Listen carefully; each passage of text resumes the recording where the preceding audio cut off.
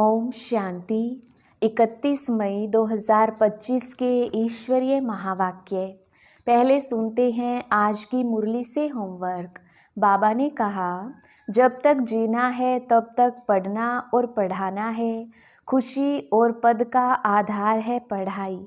समय निकाल एकांत में अपने आप से बातें कर अपने को उमंग में लाना है। आप समान बनाने की सेवा के साथ साथ साक्षी होकर हर एक के पार्ट को देखने का अभ्यास करना है।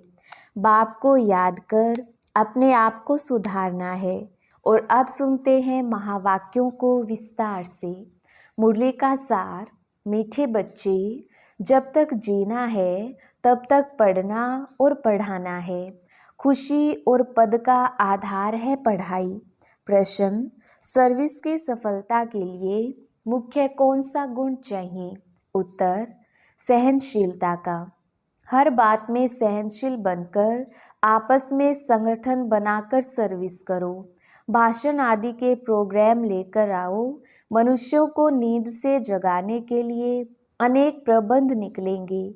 जो तकदीरवान बनने वाले हैं वह पढ़ाई भी रुचि से पढ़ेंगे। गीत, हमें उन राहों पर चलना है। ओम शांति। क्या विचार करके यहाँ मधुबन में तुम बच्चे आते हो? क्या पढ़ाई पढ़ने आते हो? किसके पास? बाप दादा के पास। यह है नई बात। कब ऐसा भी सुना कि बाप दादा के पास पढ़ने जाते हैं? सो भी बाप दादा दोनों इकट्ठे हैं। वंडर है ना। तुम वंडरफुल बाप की संतान हो। तुम बच्चे भी ना रचता ना रचना के आदि मध्य अंत को जानते थे। अभी उस रचता और रचना को तुमने नंबरवार पुरुषार्थ अनुसार जाना है। जितना जाना है और जितना जिसको समझाते हो उतनी खुशी और भविष्य का पद होगा। मूल बात है, अभी हम रचता और रचना के आदि मध्य अंत को जानते हैं। सिर्फ हम ब्राह्मण ब्राह्मणियाँ ही जानते हैं। जब तक जीना है अपने को निश्चय करना है कि हम बीके हैं और शिव बाबा से वर्षा ले रहे हैं सारे विश्व का। पूरी रीति पढ़ते हैं व कम पढ़ते हैं, वह बात अलग है। फिर भी जानते तो है ना, हम उनके बच्चे हैं। फिर प्रश्न उठता है पढ़ने अथवा ना पढ़ने का। उस अनुसार ही पद मिलेगा। गोद में आया निश्चय तो होगा हम राजाई के हकदार बने। फिर पढ़ाई में भी रात दिन का फर्क पड़ जाता है। कोई तो अच्छी रीति पढ़ते और पढ़ाते हैं और कुछ सूझता ही नहीं है। बस पढ़ना और पढ़ाना है। यह अंत तक चलना है। स्टूडेंट लाइफ में कोई अंत तक पढ़ाई नहीं चलती, समय होता है। तुमको तो जब तक जीना है पढ़ना और पढ़ाना है। अपने से पूछना है, कितने को बाप रचयिता का परिचय देते हैं? मनुष्य तो मनुष्य ही हैं। देखने में कोई फर्क नहीं पड़ता। शरीर में फर्क नहीं, यह अंदर बुद्धि में पढ़ाई गूंजती रहती है। जितना जो पढ़ेगा उतनी उनको खुशी भी रहेगी। अंदर में यह रहता है कि हम नए विश्व का मालिक बनता हूँ। अभी हम स्वर्ग द्वार जाते हैं। अपने दिल से सदैव पूछते रहो, हमारे में कितना फर्क है? बाप ने हमको अपना बनाया है। हम क्या से क्या बनते हैं? पढ़ाई पर ही मदार है। पढ़ाई से मनुष्य कितना ऊंच बनते हैं? वह तो सब अल्पकाल क्षण भंगुर के मर्तबे हैं। उनमें कुछ भी रखा नहीं है, जैसे कि कोई काम के नहीं। लक्षण कुछ भी नहीं थे। अब इस पढ़ाई से कितना ऊंच बनते हैं। सारा अटेंशन पढ़ाई पर देना है। जिसकी तकदीर में है उनकी दिल पढ़ाई में लगती है। औरों को भी पढ़ाई लिए भिन्न भिन्न रीति पुरुषार्थ कराते रहते हैं। दिल होती है उनको पढ़ाकर वैकुंठ का मालिक बनाएं। मनुष्यों को नींद से जगाने के लिए कितना माथा मारते रहते हैं और मारते रहेंगे।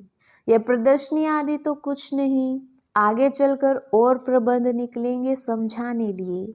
अभी बाप पावन बना रहे हैं तो बाप की शिक्षा पर अटेंशन देना चाहिए।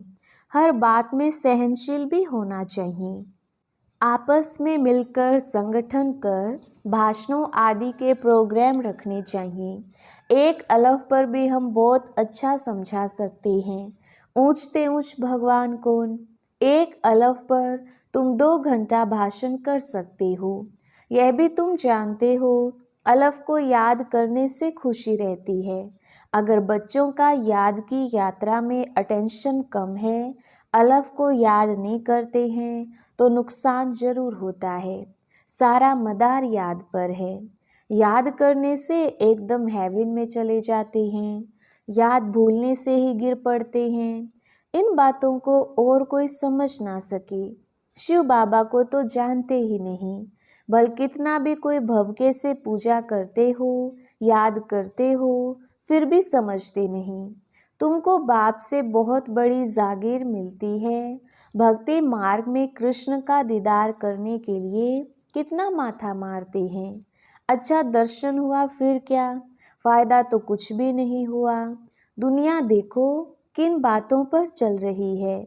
तुम जैसे कि गन्ने का रस सूगर पीते हो, बाकी सब मनुष्य छिलका चूसते हैं।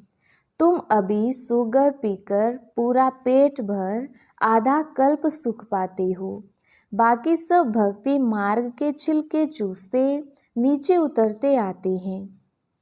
अब बाप कितना प्यार से पुरुषार्थ कराते हैं, परंतु तकदीर में नहीं है तो अटेंशन नहीं देते। ना खुद अटेंशन देते हैं, ना औरों को देने देते हैं। ना खुद अमृत पीते हैं, ना पीने देते हैं। बहुतों की ऐसी एक्टिविटी चलती है। अगर पूरी रीति पढ़ते नहीं, रहमदिल नहीं बनते, किसका कल्याण नहीं करते, तो वह क्या पद पाएंगे। पढ़ने और पढ़ाने वाले कितना ऊंच पद पाते हैं, पढ़ते नहीं तो क्या पद होगा। वह भी आगे चल रिजल्ट का पता पड़ जाएगा, फिर समझेंगे बरोबर बाबा हमको कितना वार्निंग देते थे। यहाँ बैठे हो बुद्धि में रहना चाहिए, हम बेहद के बाप पास बैठे हैं। वह हमको ऊपर से आकर इस शरीर द्वारा पढ़ाते हैं, कल्प पहले मुआफिक। अब हम फिर से बाप के सामने बैठे हैं, उनके साथ ही हमको चलना है, छोड़कर नहीं जाना है। बाप हमको साथ ले जाएंगे, यह पुरानी दुनिया विनाश हो जाएगी। यह बातें और कोई नहीं जानते, आगे चलकर जानेंगे। बरोबर पुरानी दुनिया खत्म होनी है, मिल तो कुछ भी नहीं सकेगा। यह बातें और कोई नहीं जानते, टू लेट हो जाएंगे। हिसाब किताब चुकतो कर सबको वापस जाना है। यह भी जो सेंसिबल बच्चे हैं वही जानते हैं। बच्चे वह जो सर्विस पर उपस्थित हैं, माँ बाप को फॉलो करते हैं। जैसे बाप रूहानी सेवा करते हैं, वैसे तुमको करनी है। कई बच्चे हैं जिनको यह धुन लगी रहती है, जिनकी बाबा महिमा करते हैं, उन जैसा बनना है। टीचर मिलती तो सबको है, यहाँ भी सब आते हैं। यहाँ तो बड़ा टीचर बैठा है, बाप को याद ही नहीं करते तो सुधरेंगे कैसे। नॉलेज तो बहुत सहज है, 84 जन्मों का चक्र है, कितना सहज, परंतु कितना माथा मारना पड़ता है। बाप कितनी सहज बात समझाते हैं। बाप को और 84 के चक्र को याद करो तो बेड़ा पार हो जाएगा। यह मैसेज सबको देना है। अपने दिल से पूछो, कहाँ तक मैसेंजर बना हूँ। जितना बहुतों को जगाएंगे उतना इनाम मिलेगा। अगर जगाता नहीं हूँ तो जरूर कहाँ सोया हुआ हूँ, फिर मुझे इतना ऊंच पद तो मिलेगा नहीं। बाबा रोज रोज कहते हैं, शाम को अपना सारे दिन का पोता मिल निकालो, सर्विस पर भी रहना है। मूल बात है बाप का परिचय देना। बाप ने भारत को स्वर्ग बनाया था, अभी नर्क है, फिर स्वर्ग होगा।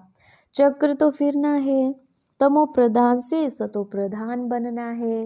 बाप को याद करो तो विकार निकल जाएंगे। सत्युग में बहुत थोड़े होते हैं, फिर रावण राज्य में कितनी वृद्धि होती है।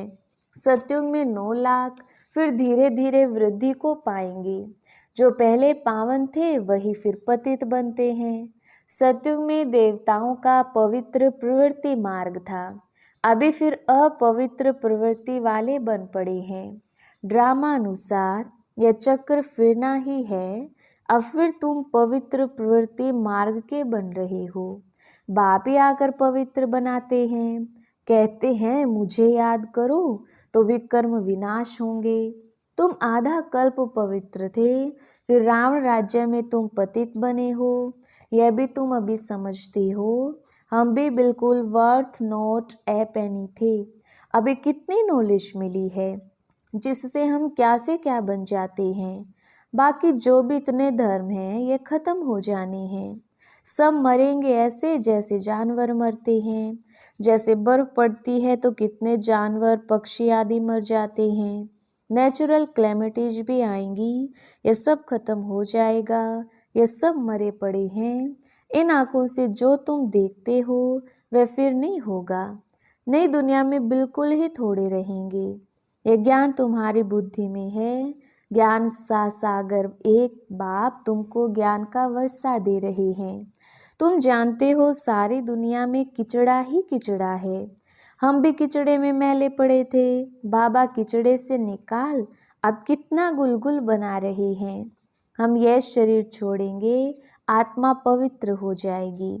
बाप सबको एक रस पढ़ाई पढ़ाते हैं, परंतु कईयों की बुद्धि बिल्कुल जड़ है, कुछ भी समझ नहीं सकते। यह भी ड्रामा में नोंद है। बाप कहते हैं इनकी तकदीर में नहीं है, तो हम भी क्या कर सकते हैं।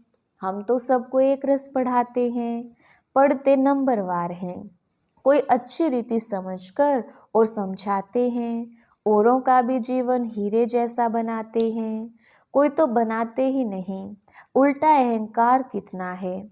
जैसे साइंस वालों को माइंड का कितना घमंड है, दूर दूर आसमान को समुद्र को देखने चाहते हैं। बाप कहते हैं इससे कोई फायदा ही नहीं। मुफ्त साइंस घमंडी अपना माथा खराब कर रहे हैं।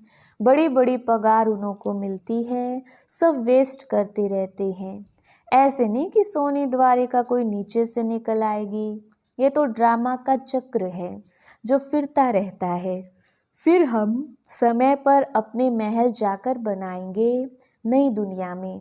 कोई आश्चर्य खाते हैं क्या ऐसे मकान फिर बनेंगे? जरूर बाप दिखाते हैं तुम फिर ऐसे सोने के महल बनाएंगे। वहाँ तो सोना बहुत रहता है। अभी तक भी कोई कोई तरफ सोने की पहाड़ियाँ बहुत हैं, परंतु सोना निकाल नहीं सकते हैं। नई दुनिया में तो सोने की अथाह खानियाँ थी, वह खत्म हो गई। अभी हीरे का दाम भी देखो कितना है। आज इतना दाम कल पत्थरों मिसल हो जाएगा। बाप तुम बच्चों को बड़ी वंडरफुल बातें सुनाते हैं और साक्षात्कार भी कराते हैं।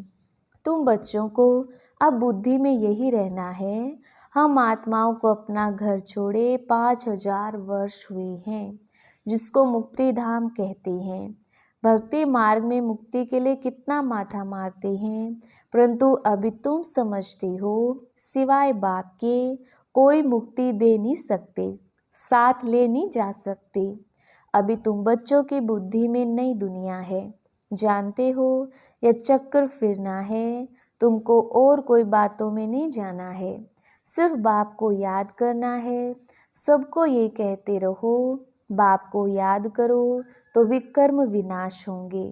बाप ने तुमको स्वर्ग का मालिक बनाया था ना। तुम मेरी शिव जयंती भी मनाते हो। कितना वर्ष हुआ? 5000 वर्ष की बात है। तुम स्वर्गवासी बने थे, फिर 84 का चक्कर लगाया है। यह भी ड्रामा बना हुआ है। तुमको यह सृष्टि चक्र आकर समझाता हूँ। अभी तुम बच्चों को स्मृति आई है बहुत अच्छी तरह से। हम सबसे ऊंच पाठधारी हैं। हमारा पाठ बाबा के साथ है। हम बाबा की श्रीमत पर बाबा की याद में रहकर औरों को भी आप समान बनाते हैं। जो कल्प पहले थे वही बनेंगे। साक्षी होकर देखते रहेंगे और पुरुषार्थ भी कराते रहेंगे। सदा उमंग में रहने के लिए रोज एकांत में बैठकर अपने साथ बातें करो। बाकी थोड़ा समय इस अशांत दुनिया में है, फिर तो अशांति का नाम नहीं रहेगा। कोई मुख से कह ना सके कि मन की शांति कैसे मिले। शांति के लिए तो जाते हैं, परंतु शांति का सागर तो एक बाप ही है, दूसरे कोई पास ये वस्तु है नहीं। वैसे तुम बच्चों की बुद्धि में गूंजना चाहिए। रचता और रचना को जानना, यह है ज्ञान। वह शांति के लिए, वह सुख के लिए। सुख होता है धन से, धन नहीं तो मनुष्य काम का नहीं। धन के लिए मनुष्य कितना पाप करते हैं। बाप ने अथाह धन दिया है, स्वर्ग सोने का, नरक पत्थरों का। अच्छा, मीठे मीठे सिकिलदे बच्चों प्रति माता पिता बाप दादा का याद प्यार और गुड मॉर्निंग। रूहानी बाप की रूहानी बच्चों को नमस्ते। हम रूहानी बच्चों की रूहानी बाप दादा को याद प्यार, गुड मॉर्निंग और नमस्ते जी। धारणा के लिए मुख्य सार। पहला पॉइंट, समय निकाल एकांत में अपने आप से बातें करनी है, अपने को उमंग में लाना है, आप समान बनाने की सेवा करनी, साथ साथ साक्षी होकर हर एक के पाठ को देखने का अभ्यास करना है। दूसरा पॉइंट, बाप को याद कर अपने आप को सुधारना है, अपने दिल से पूछना है कि मैं मैसेंजर बना हूँ, कितनों को आप समान बनाता हूँ। वरदान, श्रेष्ठ पुरुषार्थ द्वारा फाइनल रिजल्ट में फर्स्ट नंबर लेने वाले उड़ते पंछी भव। विस्तार, फाइनल रिजल्ट में फर्स्ट नंबर लेने के लिए पहला, दिल के अविनाशी वैराग्य द्वारा बीती हुई बातों को, संस्कार रूपी बीज को जला दो। दूसरा, अमृत वेले से रात तक ईश्वरीय नियमों और मर्यादाओं का सदा पालन करने का व्रत लो। और तीसरा, मनसा द्वारा, वाणी द्वारा या संबंध संपर्क द्वारा निरंतर महादानी बन, पुण्य आत्मा बन, दान पुण्य करते रहो। जब ऐसा श्रेष्ठ हाई जंप देने वाला पुरुषार्थ हो, तब उड़ता पंछी बन फाइनल रिजल्ट में नंबर 1 बन सकेंगे। स्लोगन, वृत्ति द्वारा वायुमंडल को पावरफुल बनाना, यही लास्ट का पुरुषार्थ व सर्विस है। अव्यक्त इशारे, रूहानी रॉयल्टी और प्योरिटी के पर्सनैलिटी धारण करो।